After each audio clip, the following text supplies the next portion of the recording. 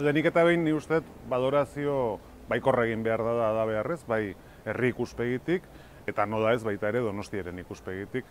Euskadiko parte geran enean honek ere onurak dakartzadako gure hiriarentzat. De ejemplo más claro es el de la repercusión directa que tiene el acuerdo alcanzado sobre el cupo en los presupuestos municipales y la posibilidad de que en este momento el ayuntamiento tendrá de disponer de 6 millones más en sus presupuestos.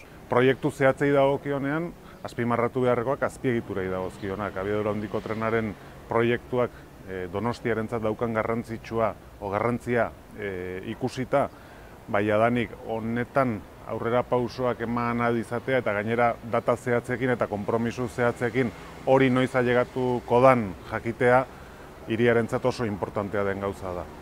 Y en otro ámbito, pues el traslado de la cárcel, algo que nosotros reclamábamos insistentemente para poder continuar con el desarrollo, con el principal desarrollo de promoción de vivienda que tenemos entre manos de la ciudad, que es Txomin Enea. Bueno, ahora tenemos un calendario ya cierto de traslado de la cárcel de Martutene que nos posibilitará continuar con la segunda fase.